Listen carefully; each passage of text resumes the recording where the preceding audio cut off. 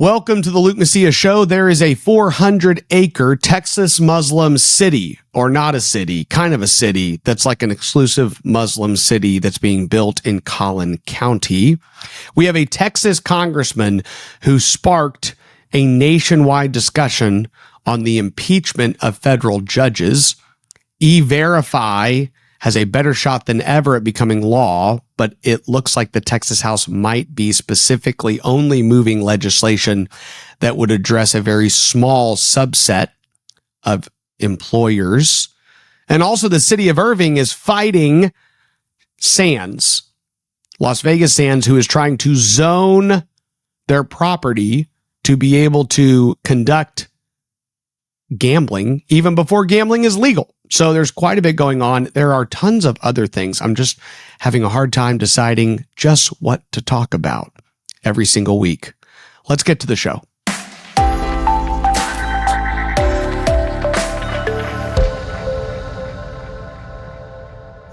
A lot of you have reached out and asked about this Texas Muslim city that is going on. For some of you, it might be the first time you're hearing about this. The important thing to understand is that there is a 400-acre development of sorts that is being built. And the creative approach that the Muslims building this city, and it is a city. It has shops, it has a mosque, it has a school, it has a community college, it has homes. So the whole thing is fitting on this 400 acres, and now they have two other developments going in just down the street. But the way they are pitching this and selling this is that you can become an investor in the group for, let's say, $80,000. And then that gets you the right to have a lot that you would build a home on. Okay? And so they are going out and building, essentially creatively building a Texas Muslim city. And this has gotten some attention. Let's just go to one of the clips out there floating around as a pitch for Muslims to come to this city. Allahu Akbar, Allahu Akbar. Welcome to Epic 2.0. Epic City is more than just a neighborhood.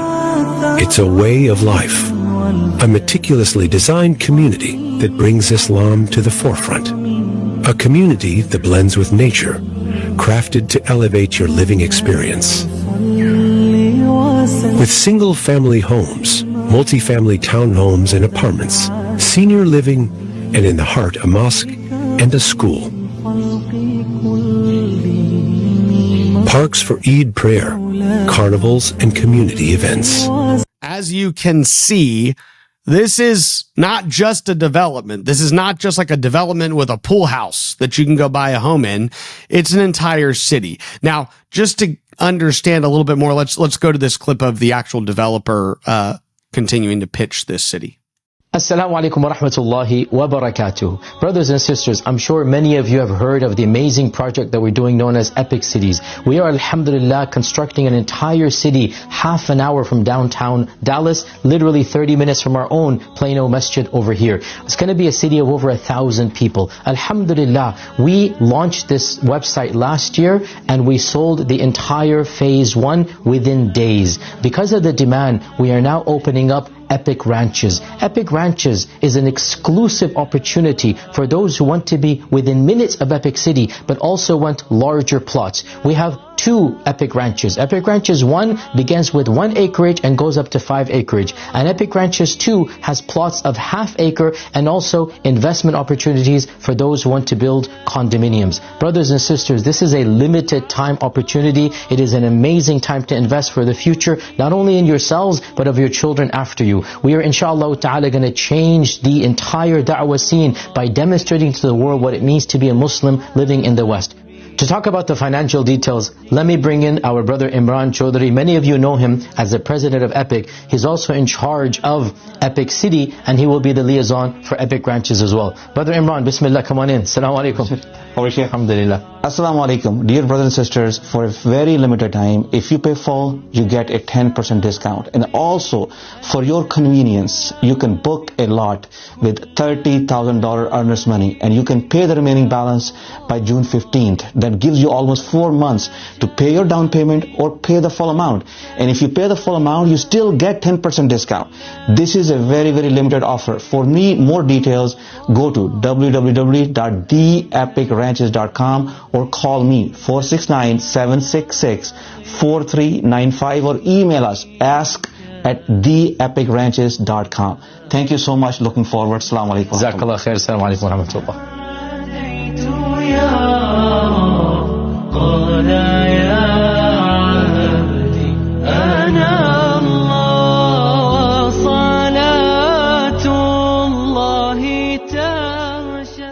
So we have a problem in Texas, and this is something I have talked about on the show for the last several years.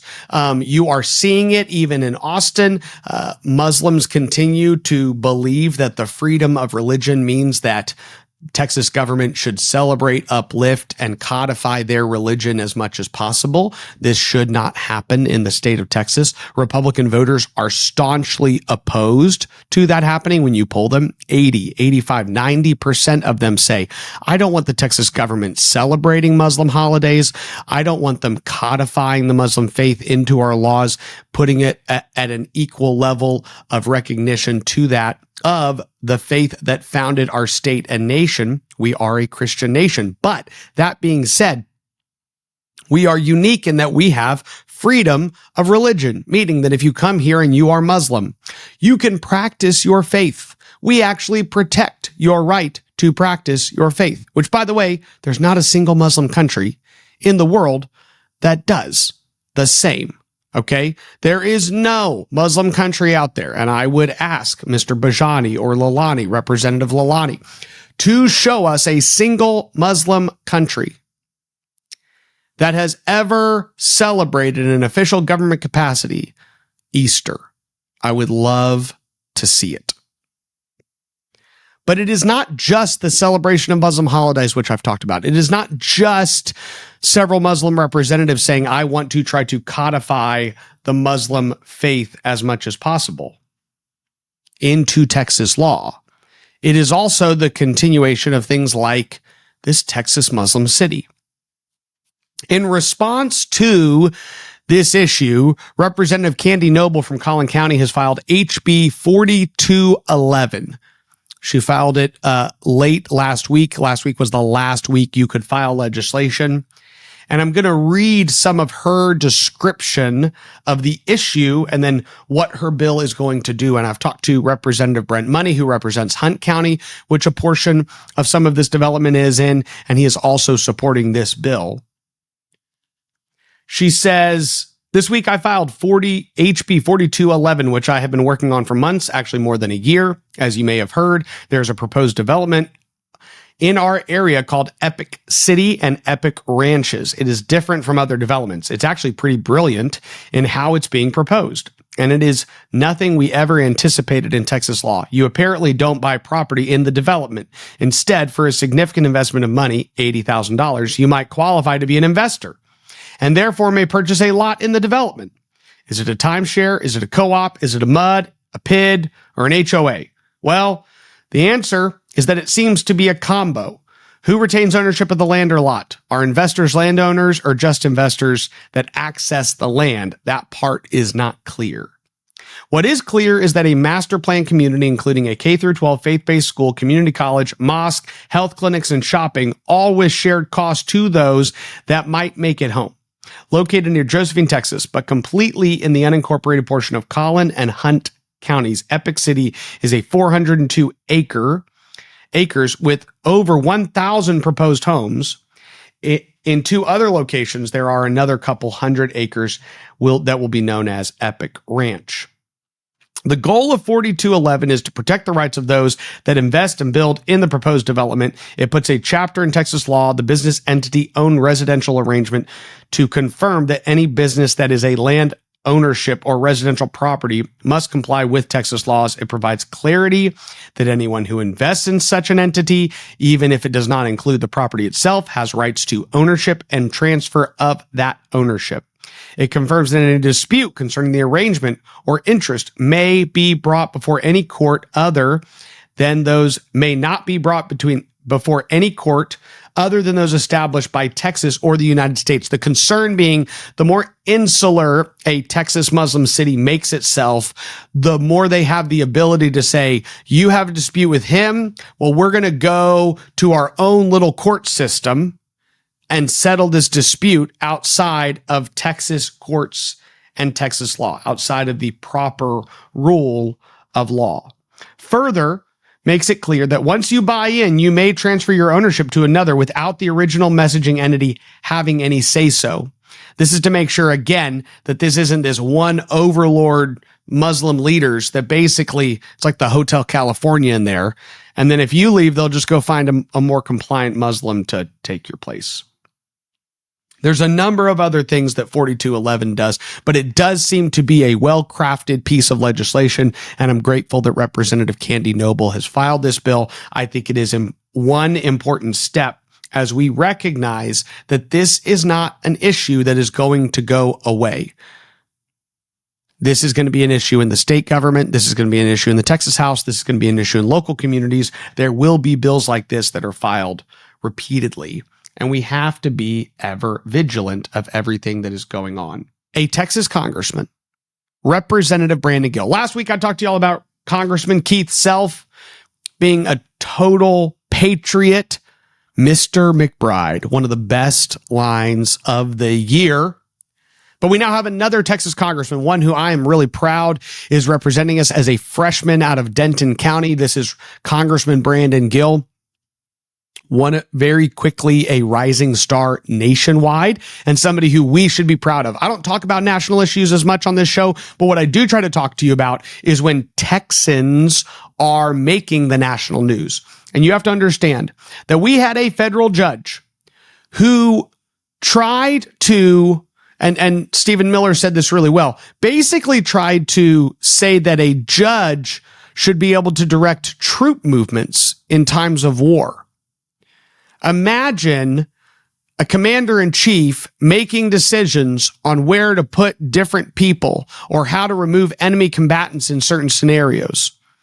And a federal judge comes out and says, not those 4 or 5 people, you can't do that. It's getting to a next level, out of this world behavior from the federal judiciary. And this is what I'm very grateful. When this federal judge comes out and says, well, hey, I don't like the fact that Donald Trump has recognized criminal gangs that have invaded our country and is returning them to another prison outside of our country. I don't want him to do that. By the time he did that, the plane was over international waters. He tried to turn the plane around. That's this federal judge. It's over international waters. These criminal gang members get sent to prison in El Salvador. And Congressman Brandon Gill, here was his response on March 15th at 9:27 p.m. He said, I'll be filing articles of impeachment against the judge, James Bosberg, this week. That is what Brandon Gill said. And this has led to several different occurrences. It was 3 days later that President Trump posted this radical left lunatic of a judge, a troublemaker and agitator who was sadly appointed by Barack Hussein Obama, was not elected president. He didn't win the popular vote by a lot. He didn't win all 7 swing states. He didn't win 2,750 of the 525 counties. 2,752, 525 counties. He didn't win anything. I won for many reasons in an overwhelming mandate, but fighting illegal immigration may have been the number one reason for this historic victory, which is true. I'm just doing what the voters wanted me to do. This judge, like many of the crooked judges I am forced to appear before, should be impeached. We don't want vicious, violent, and demented criminals, many of them deranged murderers in our country. Let's make America great again. So 3 days after Brandon Gill comes out and says, I'm going to be filing articles of impeachment on this guy, President Trump comes out and says, this guy needs to be impeached.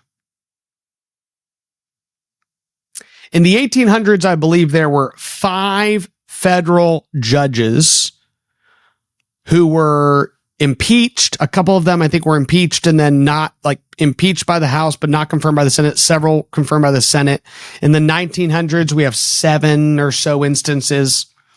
I'm not the expert. But the reality is that in modern American political history, we don't really impeach federal judges anymore. It's an unfortunate thing because the judiciary is way outside of its lane. And the thing that would put the judiciary back in its lane would be the elected representatives. They're the ones who are set to put the judiciary in check. See, federal judges, when they're appointed, are appointed for life. They're not responsible to you. And the idea is that it makes them less biased and less prone to move around and make their decisions based on the populace. That's actually a good thing. I think by design, I like the fact that our Texas judges are elected, that you actually get input. We just recently saw that when a particular body like the Court of Criminal Appeals makes an insane ruling on election integrity and saying the Attorney General can't enforce election integrity, the people have the power to kick 3 of those incumbents out of office. So empowering citizens to have a say into the judiciary, really important. The idea behind our founders' system that they created, that we all inherited, is that the elected members, the United States Congress and the Senate, if a judge was acting out of order, could put them in check. And so Brandon Gill, a freshman from Texas, if you Google anything about the judiciary right now, there's 1,000 articles on this conversation about whether we should impeach a federal judge, all started by our Texas freshman Congressman Brandon Gill. The president of the United States comes on board 3 days later and says, we absolutely should impeach them. And then Justice John Roberts comes out and says, for more than 2 centuries, it has been established that impeachment is not an appropriate response to disagreement concerning a judicial decision.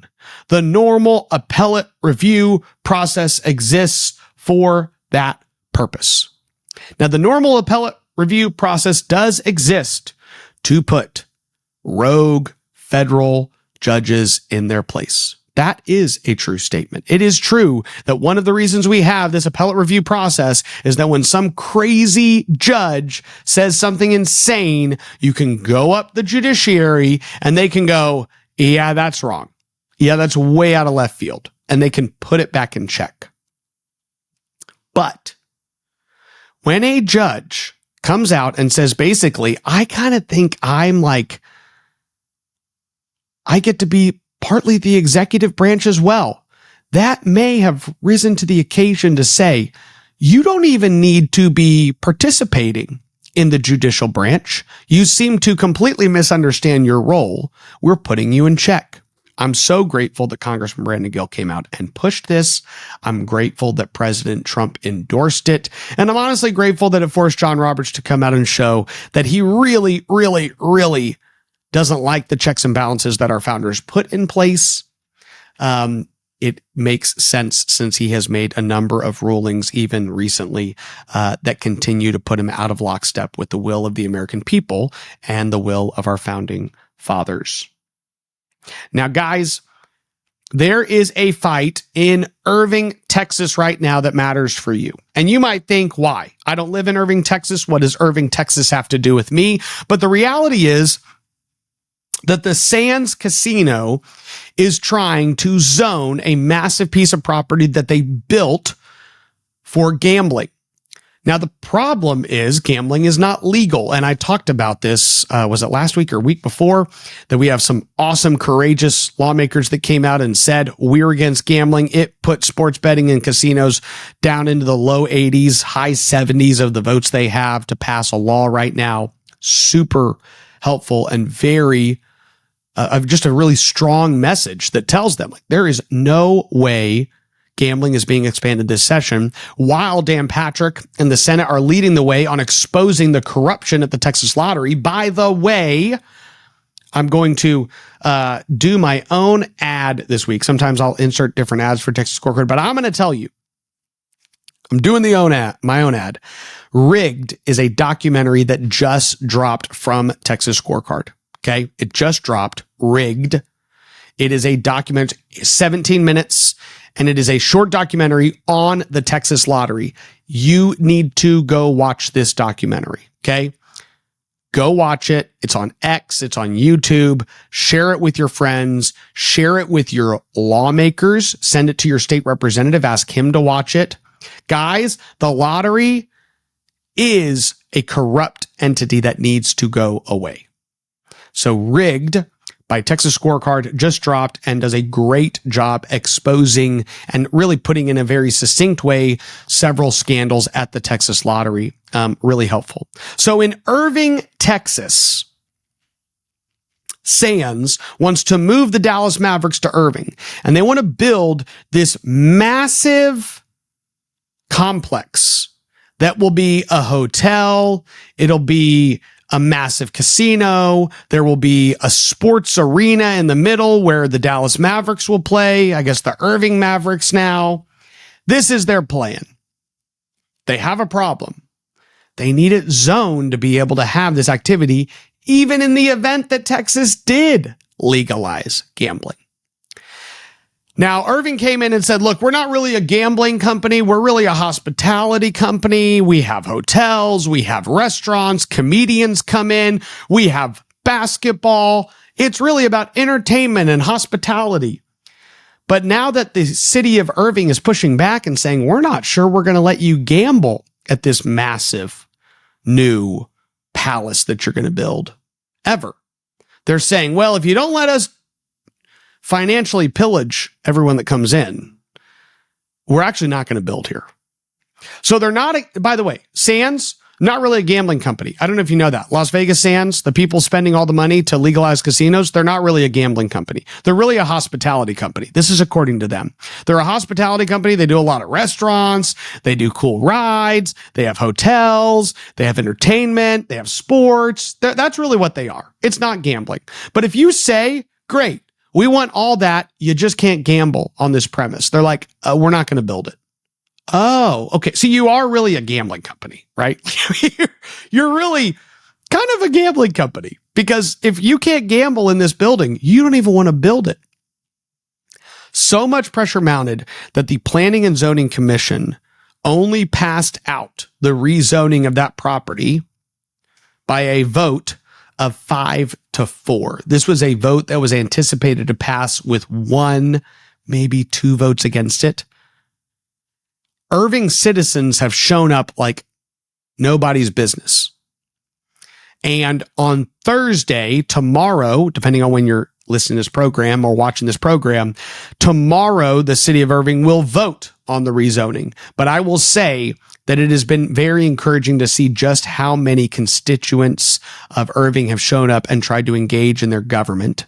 And it will be interesting to see how the city responds and how the elected officials respond. Interestingly enough, a lot of the people that are showing up and testifying are paid by Sands. They literally have a guy who shows up and he's like, this is going to be great for our community. And you're like, you work for Murphy Nasica, the political consulting company that's paid by Sands, and you live in Fort Worth. You don't live in Irving, and you're testifying like an Irving resident. You know, I love what this is going to do to our city. Our city, you're a Murphy Nasica employee from Fort Worth who's on the payroll of Sands. The Dallas Morning News published an op-ed by former state senator Drew Springer saying this is why casinos would be beneficial to our community. He's a former legislator. He publishes an op-ed. But what the Dallas Morning News didn't know, and what Drew Springer didn't tell him when he submitted the op-ed, is he's on Sands payroll. He's a registered lobbyist for Sands. So the Dallas Morning News literally goes in and has to put a little thing at the bottom that says, this guy's also like on Sands payroll. This is not an opinion of a former Republican lawmaker. This is an opinion of a wholly owned subsidiary of Las Vegas Sands. It is all paid, what we call astroturf action in politics. Astroturf action. It's not grassroots. But in the city of Irving, there are just tons of people flooding the city government right now saying, I live here and I don't want some massive casino in my backyard. Not in my backyard. So that is why the actions of the citizens of Irving do affect you. We need to never legalize a very limited licensed oligarchic permission program for just a couple people to come in and financially pillage our citizens. It is destructive. It destroys families. I've talked about this with sports betting. You can go watch Rigged and learn about it with the lottery, and it's the same for casinos. These people in no way are bringing up our state.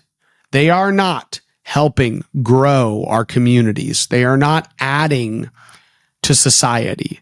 They are coming in, and the way these programs are designed is that they want a bill that says the state of Texas, the government in the state of Texas, is going to bring in 5, 6, 7, 10 individuals and say, those of you, the 5 in this room, you're allowed, and you are only ones in Texas allowed to go out and pillage every Texan with your casino.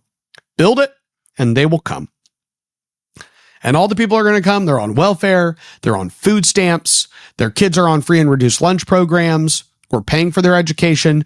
We're paying for the cost when their child is born. We're paying for their health care. And then they're taking a substantial amount of their money and they're pissing it away at a casino. And the only reason that casino exists is because the state of Texas said, you and you alone in this entire area have the right to do this to people. And then in turn, that person turns around and takes a little bit of their profit, $5, $10, $15 million, and sprinkles it into the campaign coffers of every Democrat and Republican legislator that will make sure that they are completely protected in this state. That is what they're fighting for. And it's what the people of Irving are fighting against. It's what the people of Texas are fighting against. It's what a bunch of Republican legislators and lawmakers in the Senate and House are fighting against. They don't have the votes, but they're still here. They bought $300,000 of television ads against Matt Shaheen because he's probably one of the 3 or 4 biggest threats to casinos in Texas. Matt Shaheen was one of the leading voices against the casino bill when it was on the floor last session. It won't even be on the floor this session. Speaker Dustin Burrows actually came out on Spectrum News and said, I don't think we're doing casinos this session. That's at least a win. At least he can do math and say, hey, we're not moving this bill. One bill that is moving is Senate Bill 17, the China land ban by Senator Lois Kolkhorst. I've said this before, but I'm so grateful. Lois Kolkhorst has led on a number of issues, but China land ban is one of them. Senate Bill 17 is more comprehensive and expansive than the China land ban that passed last session out of the Senate. And part of that is because Adam Hinojosa was elected. When the more Republicans we have, the easier it is to get a stronger and better, more conservative bill. So that is a win. I have talked to several in the grassroots that are concerned that the bill is not, 100% of all Texas dirt and then 100% of anybody that in any way is a citizen of China. But I will tell you that the bill is much larger and more comprehensive than it was last session. And it is a huge step in the right direction and a huge win for the people of Texas. Senate Bill 17 is moving, and I do believe the China land issue will be addressed this session. That is a good thing. China land is the sex change surgery of last session. I know that sounds weird, but basically every session there ends up being this big Republican conservative, obvious slam dunk policy that the Texas House kills. And then when all of us make a big deal about it, the Texas House leadership basically tries to gaslight the people of Texas and be like, I don't know what they're talking about. We did all this awesome stuff. But then they basically admit that they killed it because the next session, they're like, we definitely have to pass this because our answers weren't really sufficient. People didn't really understand why we killed the ban on sex change surgery. So the next session, they pass it. They don't understand why we killed the China land ban. Half of them don't understand why they killed it because they weren't involved in killing it. It was only Dustin Burrows and Todd Hunter and Dade Phelan, maybe, that knew why they were killing it. So China land ban is kind of like the sex change surgery of last session. It's going to pass. But one of the bills that might not pass, and as time goes on week by week, I'm going to try to discern and bring to you where those lines might be getting drawn, because it will take some time. But one of them is on the issue of E-Verify. The Texas Senate passed a bill out of committee last session that was a strong E-Verify bill, also authored by Senator Lois Kolkhorst. So thank you, Lois. You're doing a great job.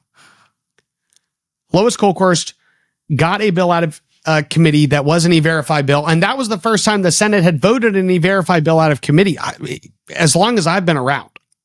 It did not pass the Senate, but it was close, and I do believe that there's a lot more momentum behind this issue and that we may indeed have the votes to pass E-Verify out of the Senate. Lois Kolkhorst's E-Verify bill addresses the employers across Texas, meaning it addresses not only certain employers, but it addresses almost every employer, which means that, let me back up. The point of E-Verify is to say that a lot of people are here illegally, and one of the reasons, probably the main reason they stay, is because they have a job, and that job would otherwise be given to a citizen of the United States of America and a resident of Texas. A citizen and a resident of Texas. Donald Trump is working to deport more people than ever before, and it is not easy. And one of the most important things that every Republican state can do is end taxpayer benefits to illegals and pass E-Verify, because you will see significant amounts of individuals self-deport back to their actual country if we do. Now, Senator Lois Kolkhorst has a bill that says employers need to use E-Verify, simply put. But in the Texas House, the bills that mirror hers, including Representative Carl Tepper's, which is the stronger, better version in the Texas House, were sent to State Affairs, and they have not received a hearing, by the way. They are not set for a hearing. But you know which one did get a hearing this week was one by Representative David Spiller. Now, I believe David Spiller is a very strong Republican representative who not only has fought to reform the Texas House, but has fought hard on the issue of immigration. And he has a bill that is limited to only governments, okay? Only governments. So governments should do E-Verify. Now, currently, if governments aren't doing E-Verify, it'd be good if they did E-Verify. So is David Spiller's bill on its face bad? No. Is it wholly insufficient? Yes. Why? Because the bill does not actually require the employers that are employing the vast majority of illegals to use E-Verify. I'm going to tell you something. The illegals who are here in Texas, most of them are not working at the city manager's office. Most of them are not working at the county courthouse. Most of them are not working as vice principals in your schools. A lot of them are working for the employers all across Texas, private employers all across Texas. And Ron DeSantis had to push for this because the legislature tried to pass some watered-down E-Verify bill, and he's like, we need a real bill that gets to the people actually hiring illegals. If David Spiller's bill passes, the Texas House will say, we passed E-Verify. But they didn't. They passed E-Verify on such a small subset of Texas employers, and a subset that's probably not even the main group of entities employing illegals. Where the Texas Senate bill by Los Colcos right now is a much broader and more expansive bill that would actually address what Texans want, which is have the employers that are actually employing the illegals, have them use E-Verify. And that is what will assist the Trump administration in actually facilitating and initiating and structurally building a place where these people here illegally are actually going to return to their country and be strong, good, law-abiding citizens in their country, not in ours. There's a lot of other things happening, guys, but each week, and we are about to get to that point where a lot more is happening. A lot of other dominoes are falling. And so their future episodes might literally try to cover 10 or 12 topics, like real short, and give you an understanding of all the different moving parts. But I hope you understand from a broad perspective, it's good that we have a Texas congressman trying to impeach a federal judge. It is bad that we have a Texas Muslim city being built. It is good that we have citizens in Irving fighting to save their city and get the casinos out. It is good that we are on the precipice of banning a massive amount of Chinese nationals from being able to purchase a massive amount of land and have a much stronger bill than we had last session. And we've at least gotten to a point to where we're discussing E-Verify in both chambers. Now we need to make sure that we actually have an E-Verify bill that addresses what it's supposed to address, which is employers that are actually employing significant amounts of individuals here illegally. May God bless you, and may God bless Texas. Be sure to subscribe to Texas Scorecard on YouTube and click that bell to ensure you're a real Texan. If you liked this video and want to see more citizen-driven journalism, be sure to click like and go to TexasScorecard.com to read about all things Texas. Texas Scorecard, real news for real Texans.